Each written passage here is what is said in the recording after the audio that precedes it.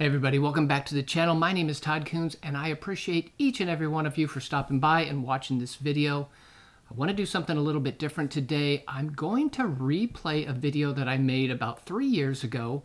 I made this video at the very beginning of my whole YouTube experience and, kind of diving into this channel. As of right now, when I looked the other day, it only had 67 views, so it never really took off, but I think it kind of makes sense because at the time I probably had 5 subscribers. But there's a couple reasons why I want to replay this one video, and number one, it's a holiday week, so I haven't put a lot of time into a new video because I've been doing the family thing and helping my wife with different things for Thanksgiving Day. And so I just haven't had the time, but I want to continue to produce new work and put things up. The other thing is that, now that the channel's starting to grow a little bit, starting to get some subscribers, this video kind of tells the story as to why I started the channel in the first place. And I'll just kind of brief history. 4 or 5 years ago, I was starting to watch YouTube videos, watching different photographers, and I used to get a little bit frustrated because some of the more popular channels were, even though they were very popular, they weren't really telling the truth of photography. And I got a little frustrated thinking, I used to teach photography and I've been a professional for all these years and I have, these people aren't really telling the truth.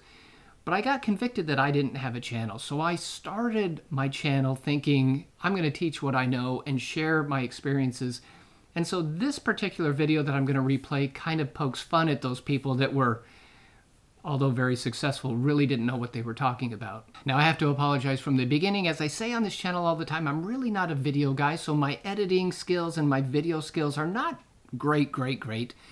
But back then they weren't even as good as they are now, so I apologize for that, but there's kind of some humor to that as well. And the other reason I'm putting this video up is because for my own sake, it reminds me where I've come from. And in YouTube channels and dreams like this and just life in general, sometimes you just got to go for it. You got to do it.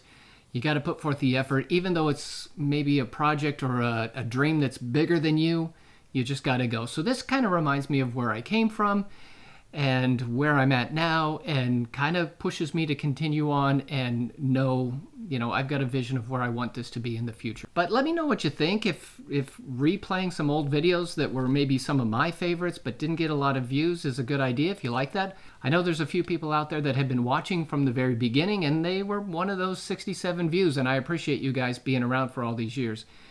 But like I said, let me know what you think of the kind of encore presentation, and I will see you guys next week. Have a great day.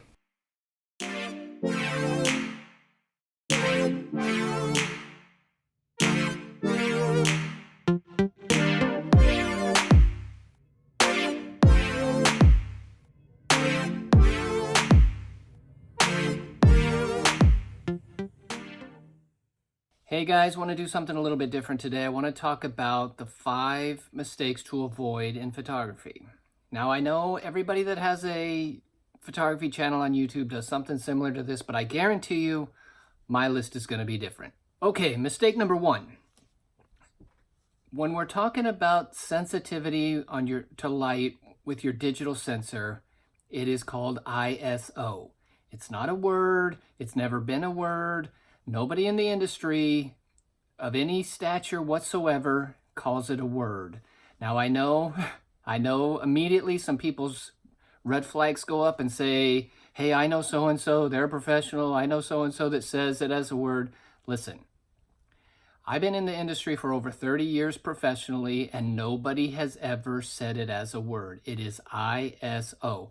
Years ago in America, it was ASA, it was American Standardization Association or some such thing. Went international where they took away the ASA part. It's always been ISO. If you listen to anybody in the industry, Canon, Nikon, B&H Photo, Profoto, Lighting, any of the big companies, they all are going to say ISO. Is the delicate balance of shutter speed, aperture, and ISO. Third, ISO. ISO is the chosen light sensitivity of the film or sensor.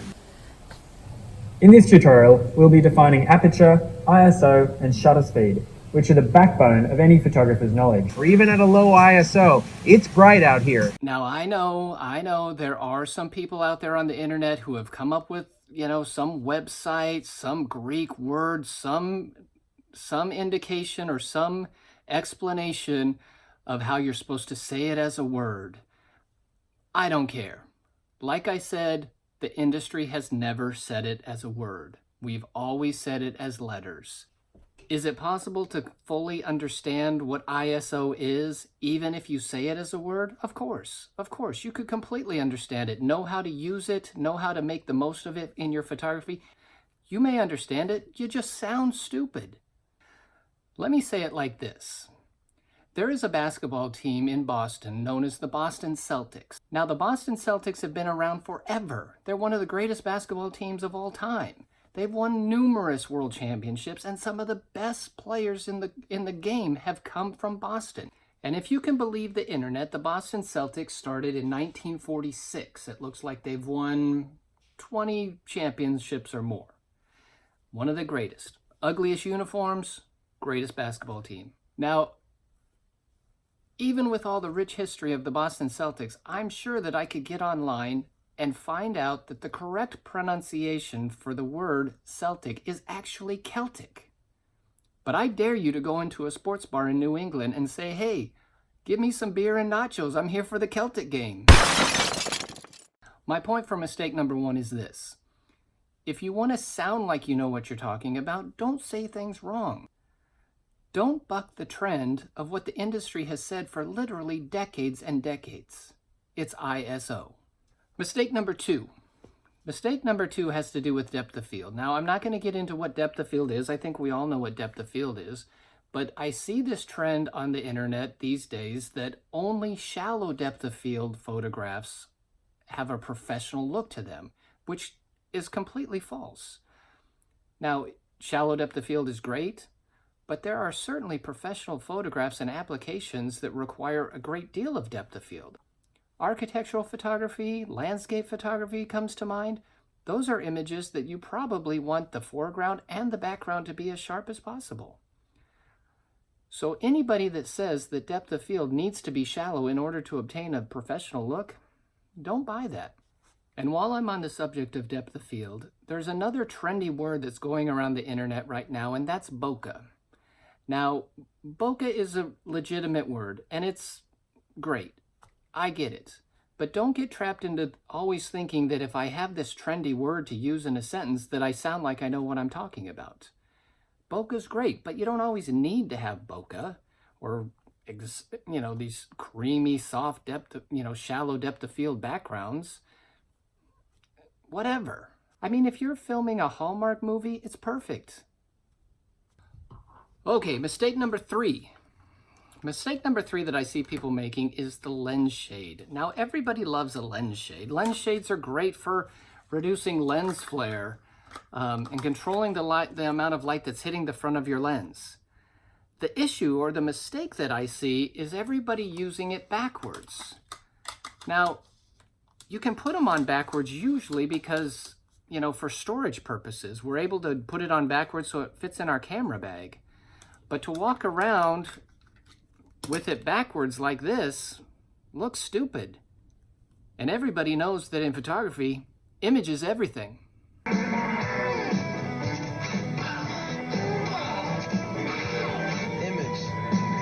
is everything. Okay, mistake number 4 is having a wrong perception of yourself as a photographer. And this can work two ways. Either you have too low of a perception of yourself as a photographer, or you have too high of a perception of yourself as a photographer. Lots of photographers are out there thinking they know everything there is to know about photography, they can do anything, and they really don't know anything. Don't be the kind of photographer that thinks that they don't have anything to learn. We all have things to learn. The industry is changing rapidly. With the latest software or the latest, greatest camera features, it's always changing, and styles change faster today than they've ever changed. So don't ever get to the point where you think you know everything and there's nothing more to learn.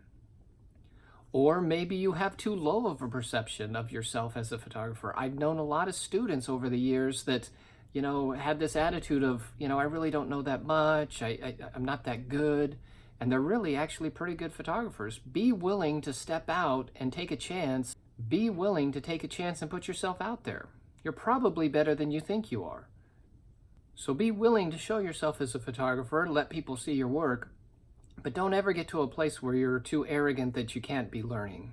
And mistake number 5 is stay away from camera debates. I am totally fine with people being into gear, loving the latest, greatest gear, but ultimately it's the photographer that takes the photograph and not the camera itself. Stay away from debating how many megapixels your camera has or how big the sensor is. Those things are all great and they have a place, but ultimately it's up to you as a photographer. And because I just made this mistake myself, I'm going to throw in one free mistake not to make. Hopefully you've never made this. I made this the other day. And that is to not delete images from your memory card in the camera. Now what I'm talking about is if you're taking pictures at a photo shoot and you're looking through the images on the back of your camera and you're deleting as you go. I've never done that. I never made a practice of doing that, but for some reason the other day I decided to do that. I don't even know why. Luckily it wasn't anything important, but the mistake that I made was that every time I ever delete something from my camera, I delete everything. Because I don't delete during a shoot, once I've downloaded it into the computer, I've done everything in the it's safe to erase the memory card, then I'll delete everything. So in the process of thinking I'll just delete 1 or 2, I accidentally deleted them all, just out of habit. I didn't even realize I had done it until I went to download things onto my computer and realized there was nothing left there. I had deleted them all. So I just got out of the routine. It was something that I never do that, and yeah, I lost them all. Now luckily it was just snapshots in the backyard, so I didn't lose anything important, but I certainly could have. So that's just my word of advice. I'm sure you have your workflow and how you do things. Stick with it. Stay with your routine. Okay, guys, thanks for watching. Hope you enjoyed it. Give me a comment. Tell me other mistakes that people make, need to avoid. Maybe we can help some people before they make them. And yeah, have a great day. Is the delicate balance of shutter speed, aperture, and ISO. Third, ISO. ISO is the chosen light sensitivity of the film or sensor. In this tutorial, we'll be defining aperture, ISO, and shutter speed, which are the backbone of any photographer's knowledge. Or even at a low ISO, it's bright out here.